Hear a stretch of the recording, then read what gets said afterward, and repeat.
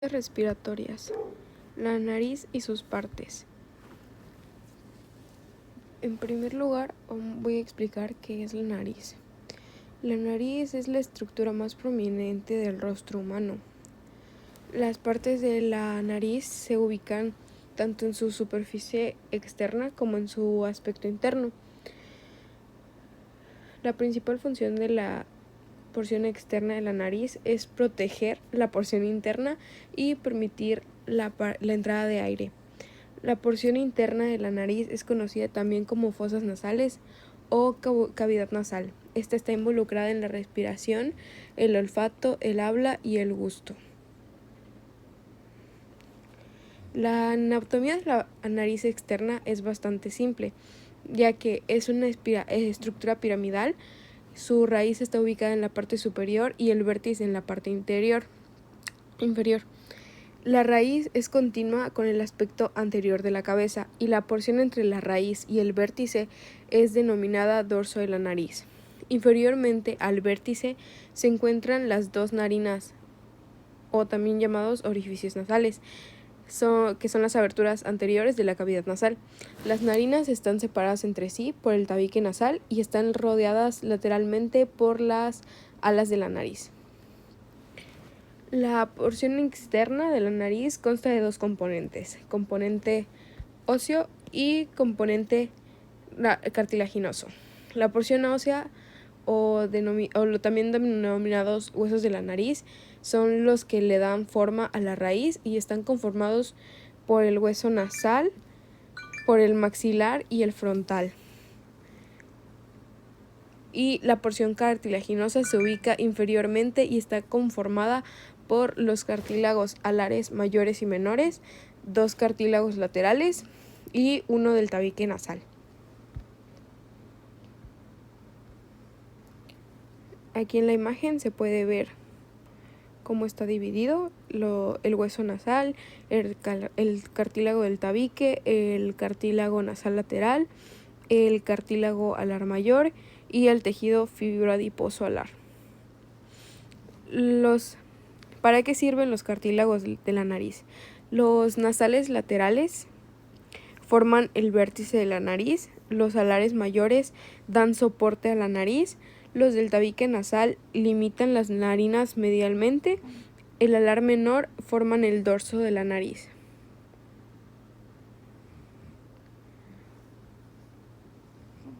Ahora hablaremos de la porción externa.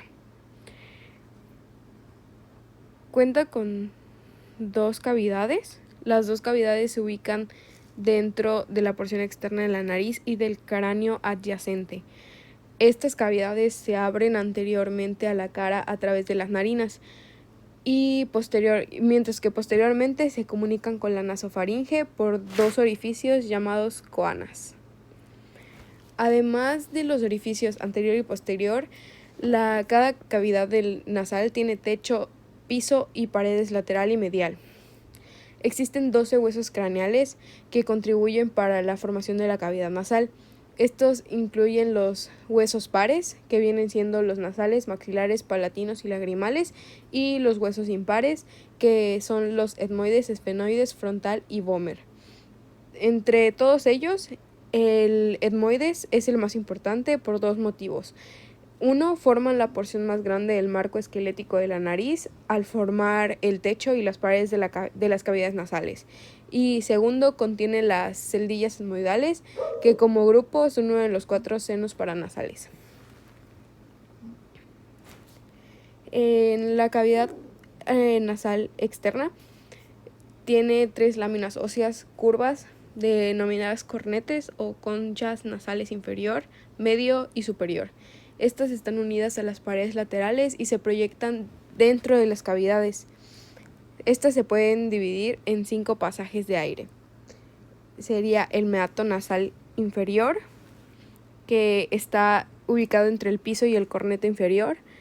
El meato nasal medio, entre los cornetes inferior y medio. El meato nasal superior, entre los cornetes medio y superior. El receso esfenoetmoidal, que se encuentra entre el cornete superior y el techo de la cavidad nasal. Y por último, el meato nasal común, que se ubica entre los cornetes y el tabique nasal. De igual forma, la cavidad nasal está dividida entre regiones. Es como si fuera un edificio. El vestíbulo está localizado en el primer piso, justo dentro de la abertura externa anterior de la nariz, y contiene folículos pilosos. La región más grande vendría siendo la región respiratoria, que sería el piso número 2, y está cubierta por epitelio respiratorio.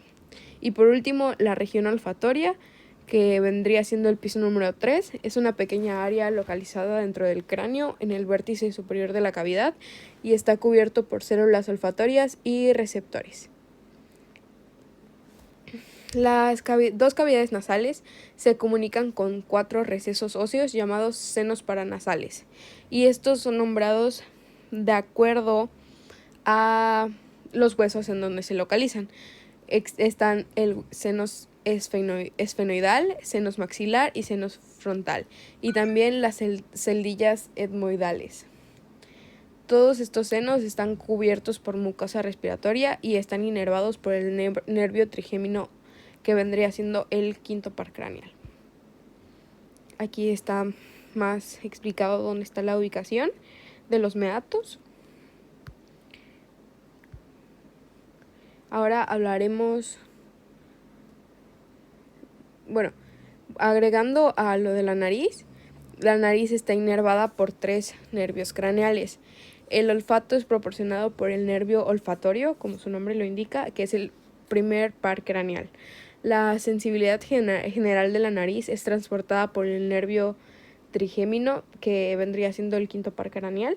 Las glándulas serosas de la mucosa nasal, estas lubrican constantemente las paredes nasales y son inervadas por las fibras parasimpáticas del nervio facial, que vendría siendo el séptimo par craneal. Y la inervación simpática viene de la médula espinal a nivel de T1 y está destinada a la regulación del flujo sanguíneo a través de la mucosa. Ahora sí, pasaremos a la faringe. La faringe es conocida como garganta. Es un tubo muscular de 5 centímetros de largo y se extiende por detrás de las fosas nasales y orales hasta el nivel de la laringe, y esto da comienzo del esófago. Constituye una vía de paso de aire para alimento también y líquidos, que van desde la nariz y boca hasta los pulmones y estómago. Las funciones de la laringe se llevan a cabo gracias a dos grupos musculares que ayudan a llevar el bolo alimenticio hacia el esófago, que vendría siendo la deglución. Además, estos músculos colaboran también con la fonación. Las partes de la laringe. La laringe es una columna muscular y esta comienza en la base del cráneo, por detrás de la cavidad nasal, y viaja en sentido cráneo-caudal, pasando por detrás de la cavidad oral, antes de terminar uniéndose con la laringe y el esófago. Esta se puede dividir en 3 regiones, que vendrían siendo la nasofaringe, orofaringe y laringofaringe, que esas las explicaré más adelante. Los músculos de la faringe, en sí existen 6 músculos que pueden ser divididos en 2 grupos. Los músculos constrictores de la faringe, que serían el superior, medio e inferior, y el otro grupo sería músculos longitudinales de la faringe, que vendrían siendo los elevadores, que serían palatofaringe, salpingofaringeo y estilofaringeo. La faringe está llena de básculos y venas. Son 3 arterias responsables de su irrigación. Todas ellas pertenecen a la rama de la arteria carótida externa, que vendrían siendo arteria facial, arteria lingual y arteria maxilar.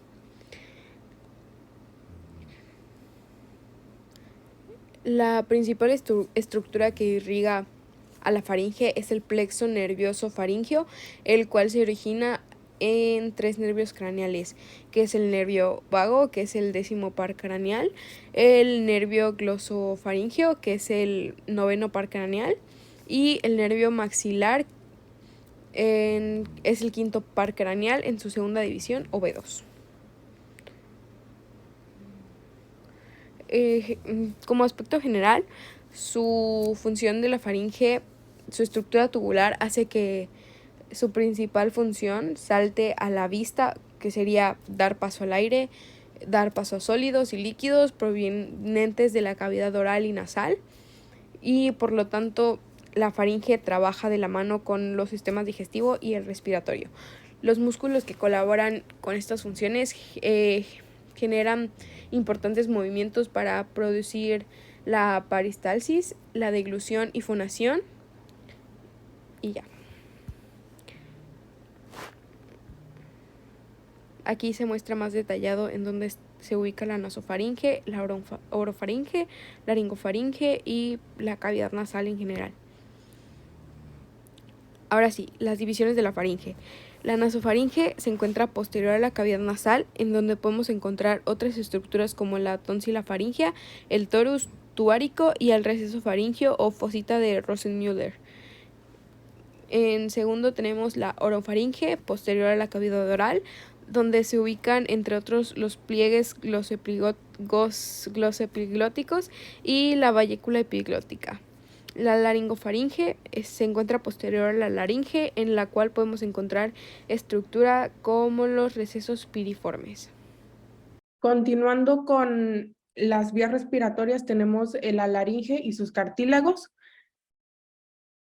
Aquí continuamos y la función de la laringe, pues, es que da paso al aire inspirado e expirado y es un órgano esencial de la fonación, que es la emisión de sonidos con fines intencionados de comunicación. Las características principales es que es impar, simétrico y superficial y algunas partes las podemos palpar a través de la piel. Su constitución anatómica es que está formado por un esqueleto cartilaginoso, las articulaciones y ligamentos que las unen, los músculos que la movilizan, la mucosa que tapiza el interior del órgano. En sus medios de fijación nos referimos a cómo es que mantiene su posición, y esto se mantiene gracias a la continuidad con la faringe y algunos de cuyos músculos se fijan en la laringe, y por los músculos y ligamentos que la fijan al hueso hioides. Y todo esto pues da el movimiento de la deglución. Las dimensiones y el volumen, tenemos que en un individuo adulto, a diferencia de la mujer y del niño, eso tiene otras medidas en ocasiones, varía, pero en el individuo adulto mide 4.5 de alto, 4 centímetros de ancho y 3.5 de adelante hacia atrás. Su ubicación es en la parte media y anterior del cuello, debajo del hueso hioides y de la lengua, delante de la faringe con la cual se comunica hacia arriba. Bueno, la laringe realmente está constituida por cartílagos. Existen 5 principales y 6 u 8 accesorios, dependen. Los principales son el cartílago tiroides, el cartílago cricoides, la epiglotis, 2 cartílagos aretonoides. Tenemos que el tiroides es el más voluminoso, el cricoides está situado debajo del cartílago tiroides, la epiglotis está ubicada detrás y encima del cartílago tiroides, y los cartílagos aritenoides están por encima de la lámina del cricoides. En cuanto a los accesorios, tenemos que hay 2 y 2 de cada cartílago, son 2 corniculados, 2 cuneiformes, 2 o 4 cartílagos sesamoides, estos son los que varían. Y pues en cuanto a la laringe, eso es todo. Continuamos con la tráquea.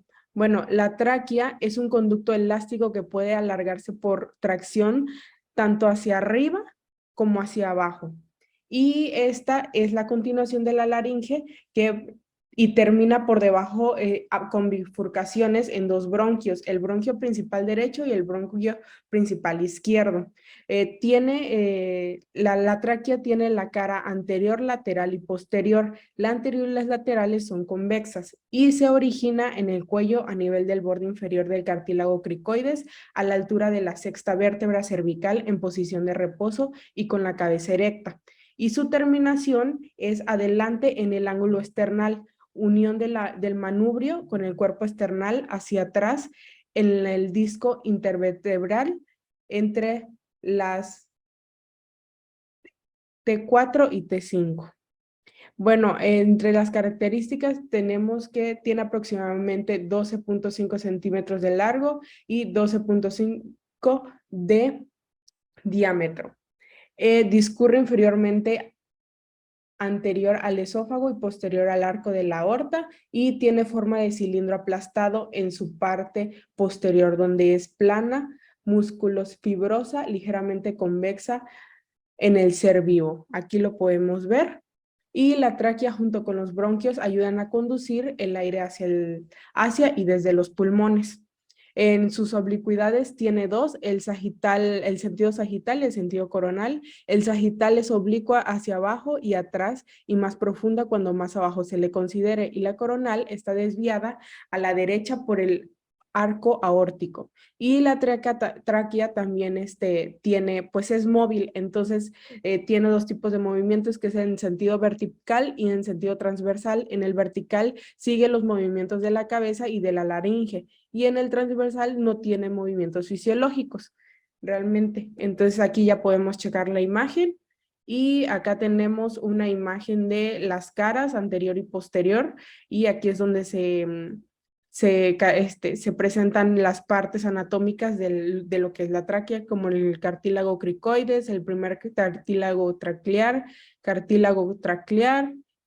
y bueno, y la bifurcación realmente. Igual acá comparten más que la pared membranosa, que es lo que varía, pero pues de ahí todo lo comparte con la cara anterior. En cuanto a los bronquios, tenemos que los bronquios, pues como había mencionado antes, se dividen en el bronquio principal derecho y los bronquios secundarios y terciarios. Bueno, en cuanto al bronquio principal derecho, estos son más cortos, más ancho y más vertical que el bronquio izquierdo. Y los objetos extraños aspirados pasan con más probabilidad hacia este bronquio. En cuanto a los bronquios terciarios, tenemos que son bronquios para los segmentos broncopulmonares, y de estos bronquios tenemos 10 para cada pulmón. Y en cuanto a los secundarios, tenemos que los bronquios para los lóbulos de cada, son los bronquios para los lóbulos de cada pulmón, y son 3 en el pulmón derecho y 2 en el izquierdo. Bueno, ¿qué función tienen los bronquios? Como había ya mencionado más o menos antes, estos tubos o vías aéreas permiten la entrada y la salida del aire en los pulmones para que puedas respirar. Los bronquios se ramifican en conductos más pequeños, también conocidos como bronquiolos. Seguimos, aquí está una representación de lo que es la tráquea y los bronquios. Y ya estos dos conducen el aire hacia y desde los pulmones. En cuanto a los pulmones, a ver, continuamos. Aquí tenemos mucha información, pero la voy a resumir. En cuanto a su función, la tráquea y los bronquios, como ya dije, conducen el aire hacia y desde los pulmones. Sus características es que estos tienen un recubrimiento llamado pleura, y estos se dividen en visceral y parietal. Visceral es como la parte de abajo, el primer recubrimiento, y el parietal es el segundo recubrimiento. Aquí dice, pleura visceral, primera capa que cubre la superficie del pulmón, así como lo expliqué, y la parietal, tejido que recubre la superficie interna de la pared torácica.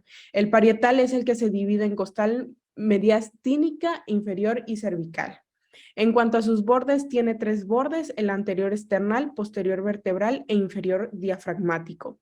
Y vértice tiene, ambos pulmones cuentan con un vértice que está dirigido hacia el techo del tórax, y la base que está dirigida hacia el diafragma. Su ubicación, bueno, los pulmones están situados en el tórax a ambos lados del mediastino y de los órganos que contiene. Su forma es piramidal, y aquí tenemos un tema muy importante, que es el hilio pulmonar, que es el espacio en la porción medial de la cara interna del pulmón. Por pasan varias estructuras anatómicas importantes, como la vena pulmonar, la arteria pulmonar y los bronquios. Los bronquios, bueno, de aquí de los bronquios también se derivan las arterias bronquiales y los vasos linfáticos broncopulmonares. Al igual que en el hilio pulmonar es donde se unen las pleuras que mencioné anteriormente, que es el recubrimiento. Y bueno, cuenta con 3 caras: la costal, mediastínica y diafragmática. Aquí podemos ver más claro las caras de los pulmones, la costal.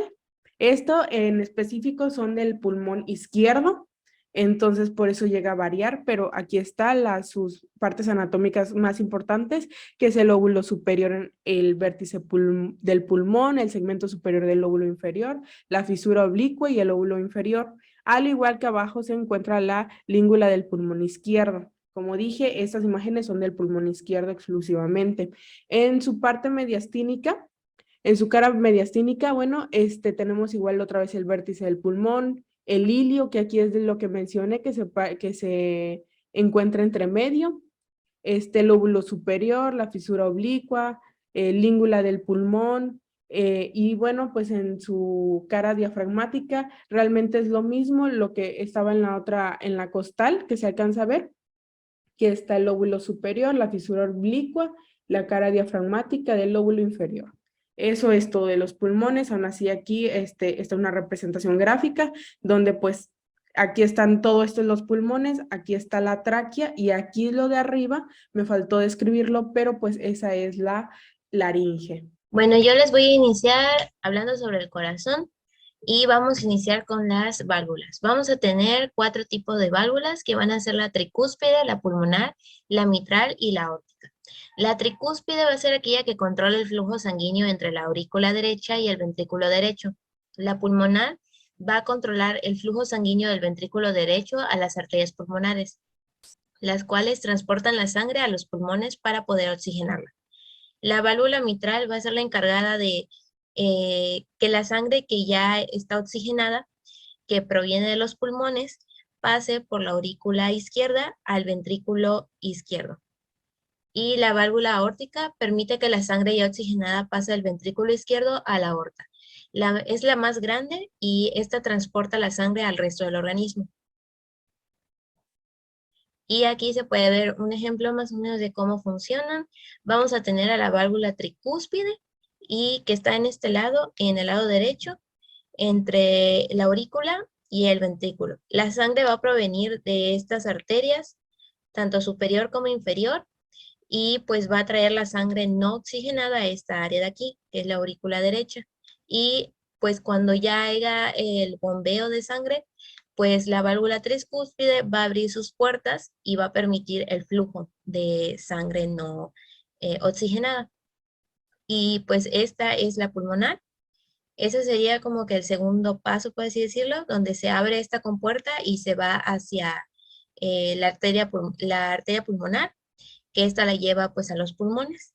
Y después esta misma sangre, pero ya oxigenada, regresa al corazón, pero ya en este lado, que sería la aurícula izquierda, y por medio de la válvula mitral, pues puede pasar a este espacio de aquí, y después se abre la arteria aórtica y permite el fluido de la sangre ya oxigenada al resto del organismo. El segundo del que voy a hablar son las cavidades. Son la aurícula derecha, el ventrículo derecho, aurícula izquierda y ventrículo izquierdo. La aurícula derecha va a recibir la sangre poco oxigenada y la bombea al ventrículo derecho. El ventrículo derecho bombea la sangre con poco oxígeno a los pulmones. Se va a abrir la válvula pulmonar. La aurícula izquierda recibe la sangre oxigenada de los pulmones y la bombea al ventrículo izquierdo. Y el ventrículo izquierdo bombea la sangre rica en oxígeno al organismo. Y aquí está más o menos. Aquí vamos a tener a la aurícula derecha, ventrículo derecho, a la aurícula izquierda y ventrículo izquierdo, y pues igual va a tener las válvulas que van a permitir o van a dar el acceso a la sangre, ya sea oxigenada o no oxigenada. Y ahora les voy a hablar sobre las caras. Vamos a tener 3 que van a ser la diafragmática, la esternocostal y la pulmonar.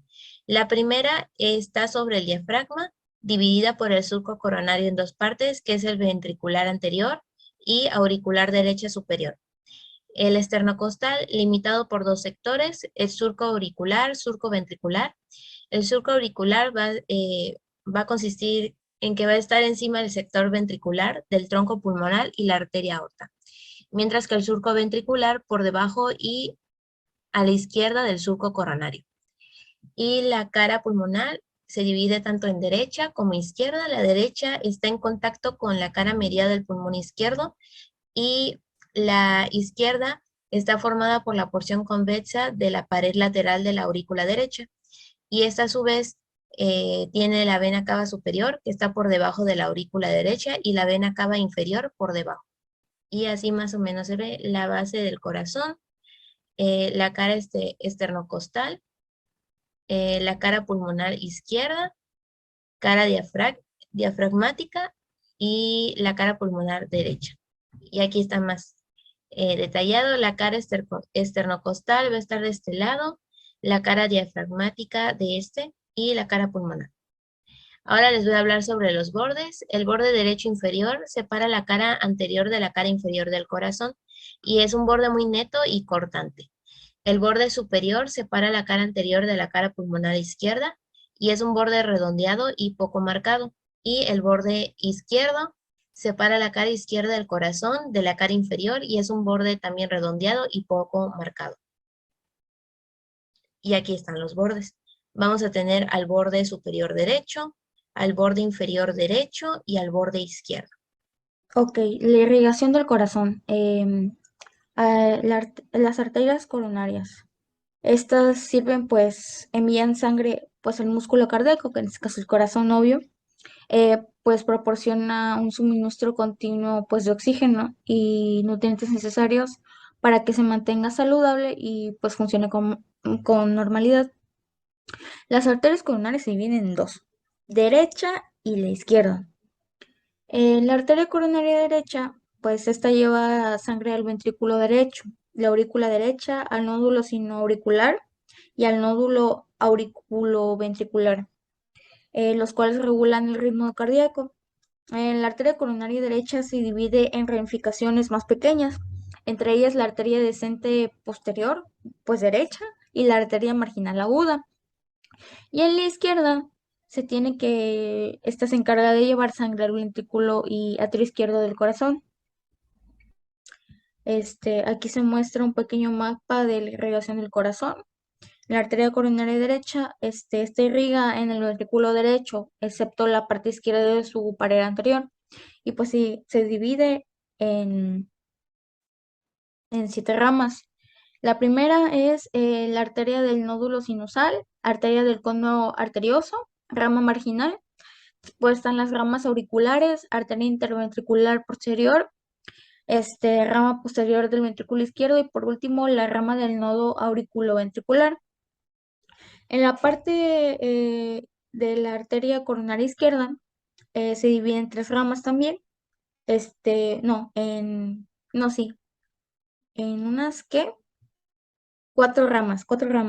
Y una de ellas, que es la arteria interventricular anterior, se divide en otras 2 ramas, que son las ramas septales y las ramas diagonales. Después están las ramas circunfleja, la rama marginal y las ramas auriculares. La arteria coronaria izquierda irriga en el ventrículo izquierdo, excepto la parte derecha de su pared posterior. La parte izquierda de la pared anterior del ventrículo derecho y el tabique interventricular. ¿Qué es una aorta? Bueno, la aorta emerge de la porción superior del ventrículo izquierdo, algo a la derecha y detrás del tronco pulmonar. La aorta se dirige oblicua, adelante, arriba y a la derecha. Luego es francamente vertical para dirigirse arqueada y horizontal hacia la izquierda y atrás, adosada a la cara izquierda de la tráquea y el esófago. Su calibre permanece igual de 25 a 30 milímetros, hasta la unión de la porción ascendente con la porción horizontal. La aorta es una arteria de paredes gruesas, resistentes, a veces fragilizadas por ateromas.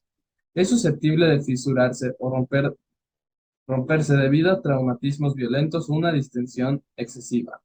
El grosor de esta pared la hace propicia para las suturas.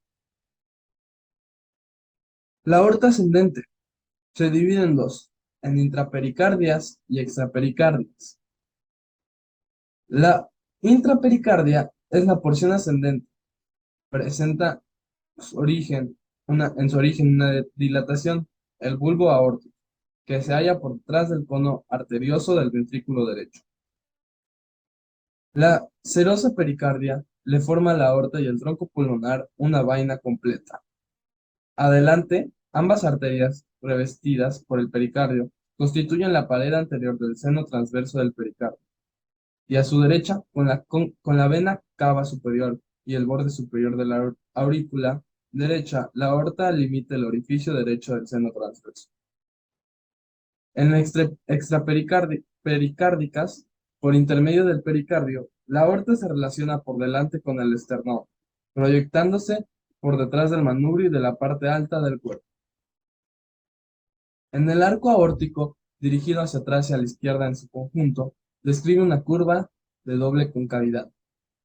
Una curvatura principal de concavidad inferior por encima de la raíz pulmonar izquierda y una curvatura accesoria de concavidad derecha sobre la tráquea y el esófago. En el arco aórtico tenemos varias caras, que es la de abajo, la de arriba, atrás y a la derecha y adelante y a la izquierda. La de arriba describe una curva cóncava sobre la raíz pulmonar izquierda aplicado a la cara superior de origen del bronquio. La de arriba de la cara superior del arco parten tres arterias voluminosas: el tronco brachiocefálico, la carótida común izquierda y la subclavia izquierda. En estos elementos arteriales son cruzados en su origen por la vena brachiocefálica izquierda, dirigida de izquierda a derecha, atrás y a la derecha. La aorta se aleja de la vena cava superior y cruza la cara anterolateral izquierda de la tráquea, aplicada sobre el ángulo traqueobranquial izquierdo. El segmento más posterior de esta cara se relaciona con el conducto torácico, que se acopla a la aorta y asciende para situarse medialmente al origen de la arteria subclavia izquierda. Adelante y atrás y a la izquierda del arco aórtico está cruzada por elementos nerviosos perpendiculares a esta cara, como lo pueden ser nervios cardíacos anteriores, del nervio vago y del tronco, simpático, que termina en el plexo cardíaco, el nervio vago izquierdo, que cruza el arco aórtico a nivel del origen de la arteria subclavia izquierda, y el nervio frenético izquierdo, con los vasos pericardio frenéticos, que cruza la parte más anterior de esta cara. En la aorta descendente, o la aorta torácica, tiene un trayecto descendente, primero oblicuo abajo y a la derecha, y luego vertical. La aorta sigue a lo largo de la columna vertebral en el mediastino posterior. La aorta descendente tiene ramas colaterales. Proviene una serie de arterias intercostales posteriores, derechas e izquierdas, que la fijan sólidamente a los ángulos costovertebrales. Tiene un segmento superior o laterovertebral. A la izquierda, la aorta está aplicada a la cara medial de la pleura, que la separa de la parte posterior de la cara mediastínica del pulmón, y a la derecha, aplicada a la cara lateral izquierda de los cuerpos vertebrales, que se relaciona con el esófago. Adelante, cruza la cara posterior mediastínica del bronquilo principal izquierdo, luego la vena pulmonar inferior y el pericardio. Atrás se relaciona con el ángulo costovertebral izquierdo y más fuera con el tronco simpático torácico y sus ramas. El segmento inferior o prevertebral se sitúa en el centro del mediastino posterior, muy próxima al plano medial. Atrás, con la cara anterior de los cuerpos vertebrales y terminación de la vena hemiazygos. Adelante, con la parte baja del pericardio y el espacio de portal situado por detrás de la zona de adherencia del pericardio fibroso. A la izquierda se sitúa la vena hemiazygos, y a la derecha se ubica algo separada la parte inferior de la vena azygos. La aorta abdominal se extiende desde el hiato aórtico del diafragma hasta su bifurcación terminal en las dos arterias ilíacas comunes. Sus relaciones posteriores de la aorta aplicada a los cuerpos vertebrales cubiertos por fibras procedentes de los pirales del diafragma. Esta separada de estos por la cisterna del equilio, los nodos linfáticos retroaórticos y las venas lumbares izquierdas. Sus relaciones laterales. A la izquierda, de arriba hacia abajo, se relaciona con el pilar izquierdo del diafragma, nervios esplácnicos y el origen de la vena hemiazygos. A la derecha se relaciona con el pilar derecho del diafragma, la vena cóncava inferior, sigue a la aorta pero se separa de esta arriba. En sus relaciones posteriores, la aorta aplicada a los cuerpos vertebrales cubiertos por fibras procedentes de las pilares del diafragma está separada de estos por la cisterna del Kilo. Los nodos linfáticos retroaórticos y las venas lumbares izquierdas. Las relaciones laterales hacia izquierda, de arriba hacia abajo, se relacionan con el pilar izquierdo del diafragma, los nervios esplácnicos y el origen de la vena armacigos. Y a la derecha se relacionan con el pilar derecho del diafragma. En las relaciones anteriores se distinguen tres segmentos: celíaco, duodeno-pancreático e infraduodenal. En el segmento ciálico corresponde a la 12ª vértebra torácica y a la primera vértebra lumbar. La aorta es el centro de la región celíaca a cada lado de la aorta y del tronco celíaco, que sale de ella hacia adelante. Se encuentran en los ganglios celíacos del plexo celíaco y los nervios. El segmento duodeno-pancreático corresponde a la L3, L2 y L3. La aorta está oculta por el cuello del páncreas. En esta región, la aorta origina la arteria mesencéntrica superior, las arterias renales, las arterias testiculares o las ováricas, troncos venosos que cruzan la cara anterior de la aorta, como vienen siendo la vena renal izquierda, las venas de origen de la vena porta hepática, la vena mesentérica superior y la vena esplénica. En su segmento intraduodenal, este segmento se relaciona estrechamente con la región de la bifurcación aórtica. Sus relaciones de la bifurcación aórtica, que son la porción terminal de la aorta, que se extiende por debajo del borde inferior de la tercera porción del duodeno, hasta L4. La aorta da origen a la arteria mesentérica inferior por su cara anterior, y la bifurcación aórtica se efectúa de adelante arriba y a la izquierda de la unión de las venas ilíacas comunes que van a formar la vena cava inferior. Adelante, es clásico decir que la aorta está cruzada por la raíz del mesenterio. Abajo, el cuerpo de la quinta vértebra lumbar está oculto por la vena ilíaca común izquierda que cruza hacia la derecha. A la derecha se encuentra el origen de la vena cava inferior. A la izquierda, el receso intersigmoideo separa las dos raíces. Del mesocolón sigmoideo. El peritoneo oculta aquí el uréter y los vasos ováricos o los testiculares izquierdos. Bueno, primero que nada, mi nombre es Braulio y empecemos. Primero, ¿qué es una arteria? Primera, la arteria son vasos por los que circula la sangre del corazón a los tejidos, con el oxígeno y los nutrientes requeridos para estos. Bueno, y aquí tenemos una especie de minimapa para que podamos comprender qué es, o bueno, las ramificaciones de las arterias de acuerdo al corazón. En primera, aquí tenemos la rama del dono sinoatrial, de ahí tenemos la rama del cono arterioso, de igual manera sigue la arteria coronaria izquierda, rama circunfleja, rama posterior del ventrículo izquierdo, que es esta. Tenemos la arteria marginal izquierda, rama arterial interventricular anterior, la rama interventricular anterior. La diferencia es que esta es lateral y esta nada más es interventricular. En la parte inferior tenemos la rama interventricular posterior. De igual manera sigue la rama marginal derecha. De ahí tenemos la rama del modo atrioventricular, ramas atriales. Y por último tenemos la arteria coronaria derecha, que es todo esta que sigue acá.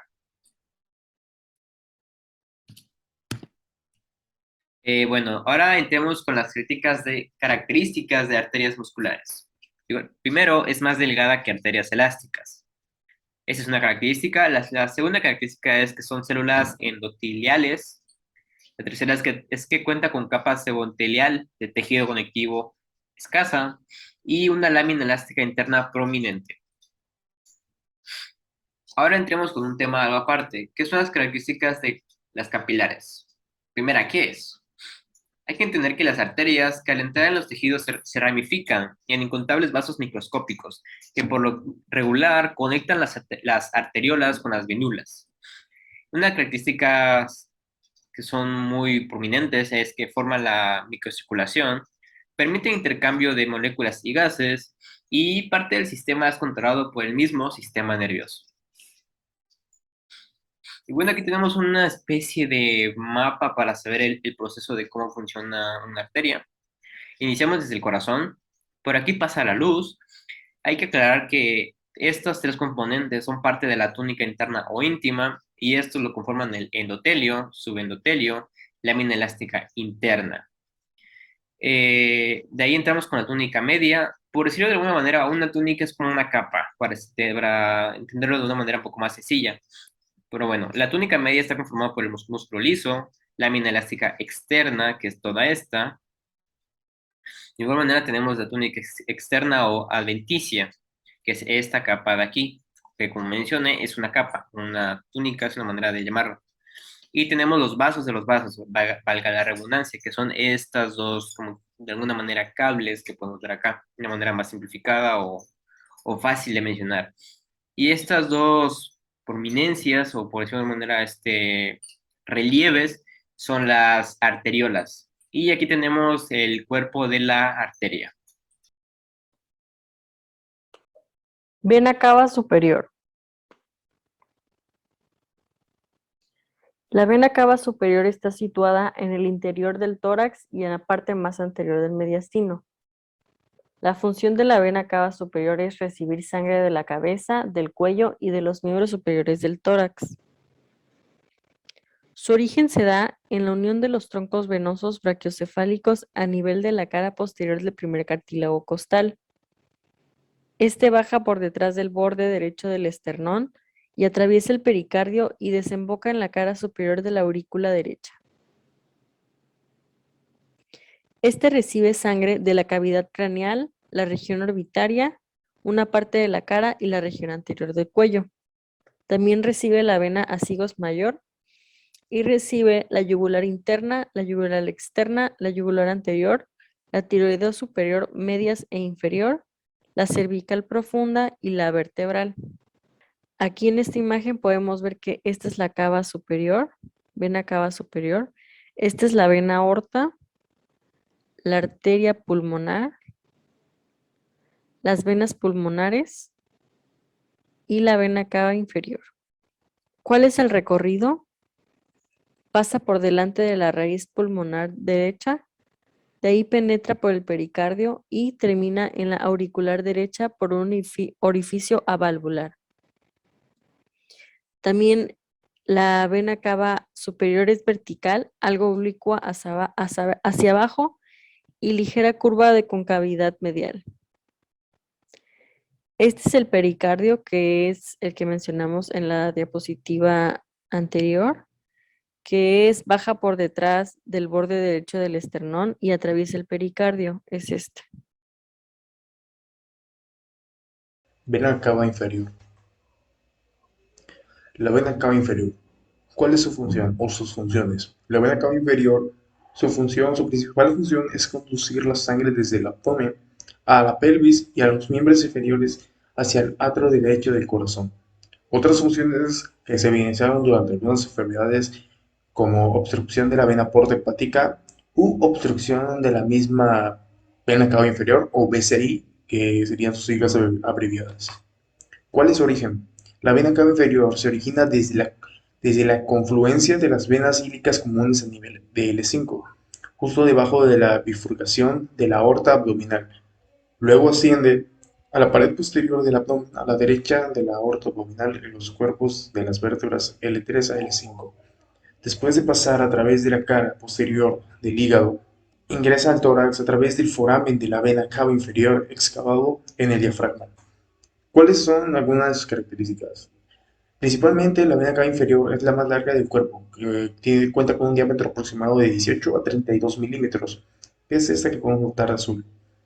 Es la responsable de la mayoría del retorno venoso de los miembros inferiores que se encuentran inferiormente y del abdomen.